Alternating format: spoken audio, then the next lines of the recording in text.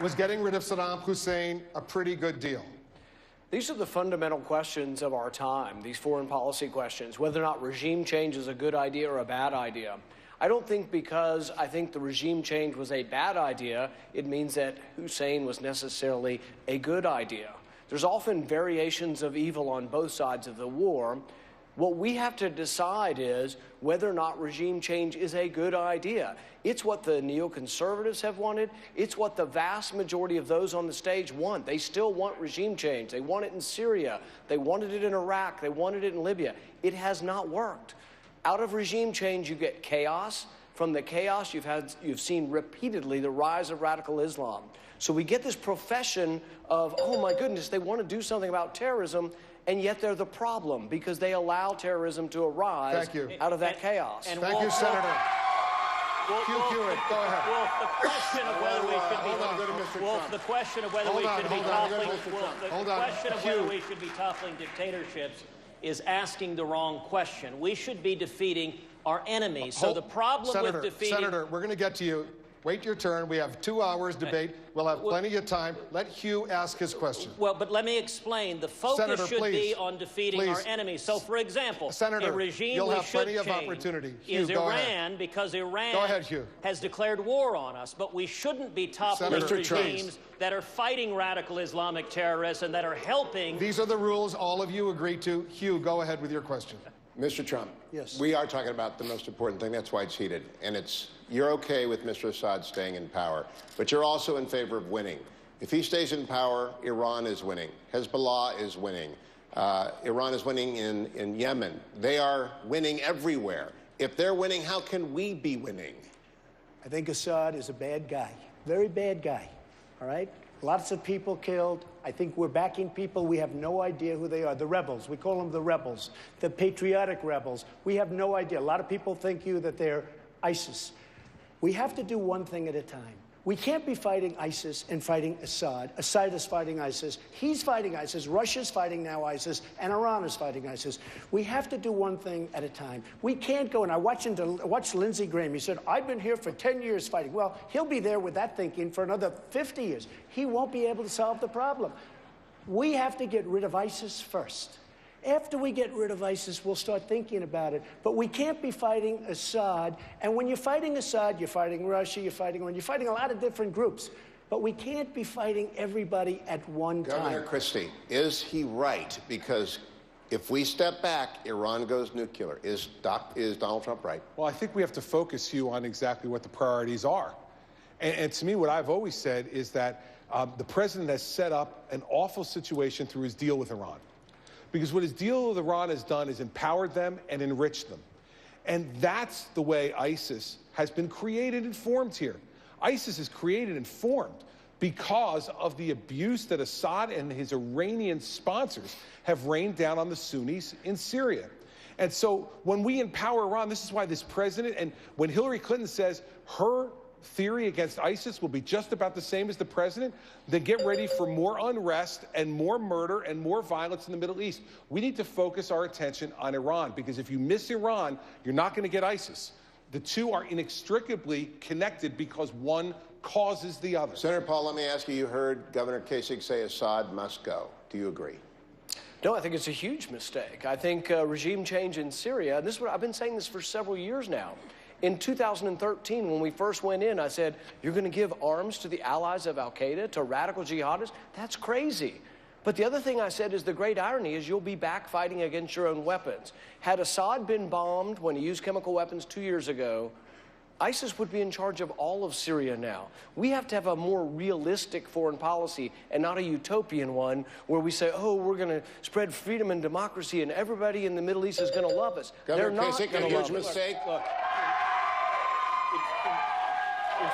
in foreign policy, you have to know how to pick and choose. There's no way, if Saddam had not had weapons of mass destruction, I would have gone. Because I don't believe that U.S. should be involved directly in civil wars. I opposed the U.S. involvement in Lebanon. We ended up having to withdraw our Marines after our barracks were blown up. There's a difference between Iraq, where you have Sunni, Shia, and Kurds put together after First World War by the Western powers. It doesn't work. It needs to break up into 3 parts. And finally, in regard to Syria, understand that Assad is an ally of Iran who wants to extend that Shia radicalism all the way across the Middle East. He has to go. And for the Russians, frankly, it's time that we punch the Russians in the nose. They've gotten away with too much in this world, and we need to stand up against them, not just there, but also in Eastern Europe, where they threaten some of our most precious allies. Let's continue with Russia right now. We have another question from Facebook. Listen and watch. My name is Ashley Toffel. Ms. Fiorina, in November you said that you would not talk to Vladimir Putin after you were elected because you would be communicating from a position of weakness. Do you believe that it is feasible to not communicate with another world leader, and do you think that that also is a sign of weakness? Ms. Fiorina, as you know, U.S. and Russian warplanes, they're flying all over Syria right now. With so many lives on the line, is this a good time for the United States not to talk to Putin? I didn't say I would cut off all communication with Putin. What I said was, as President of the United States, now is not the time to talk with him. Reagan walked away at Reykjavik. There is a time and a place for everything. There is a time and a place for talk, and there is a time and a place for action. I know Vladimir Putin. He respects strength. He lied to our president's face, didn't bother to tell him about warplanes and troops going into Syria. We need to speak to him from a position of strength. So as commander-in-chief, I will not speak to him until we've set up that no-fly zone, until we've gathered our Sunni Arab allies and begun to deny ISIS territory, until I've called the supreme leader of Iran and told him, New Deal.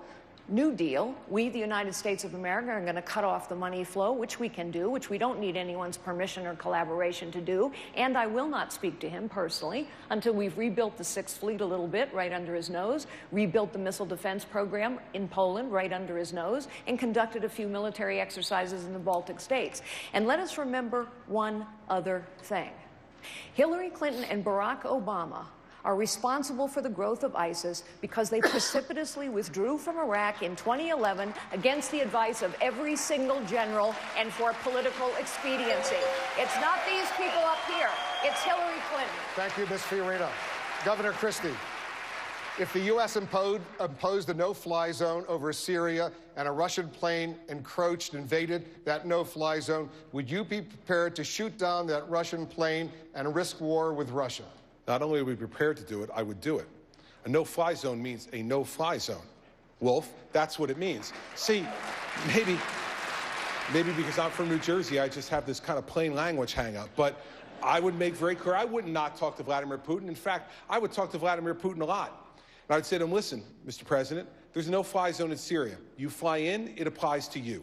And yes, we would shoot down the planes of Russian pilots if, in fact, they were stupid enough to think that this president was the same feckless weakling that the president we have in the Oval Office is right now.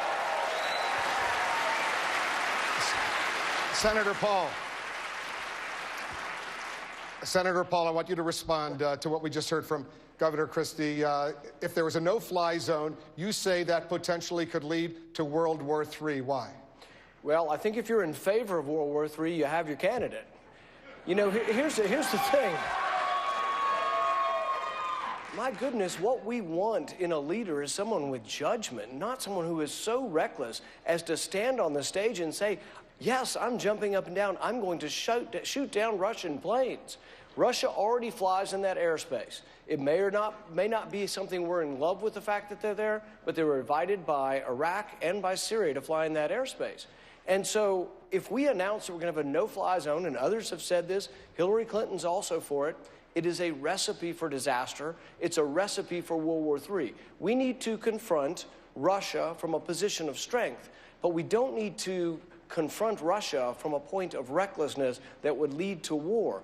This is something, this type of judgment, you know, it's having that kind of judgment, who you would appoint and how you're going to conduct affairs, that is incredibly important. I mean, I think when we think about the judgment of someone who might want World War III, we might think about someone who might shut down a bridge because they don't like their friends. They don't want to, they want to get a Democrat. So I think we need to be very careful about Governor that. Christie. Well, Wolf, I'll tell you what reckless is. What reckless is calling Assad a reformer. What reckless is allowing Russia to come into Crimea and Ukraine. What reckless is inviting Russia into Syria to team with Iran. That is reckless. And the reckless people are the folks in the White House right now. Barack Obama and Hillary Clinton are the reckless people. And if you think that a no-fly zone is a reckless policy, you're welcome to your opinion. But how's it working so far? As we have 250,000 Syrians murdered, slaughtered, millions running around the world, running for their lives, it's not working. We need to try something else, and that is not reckless.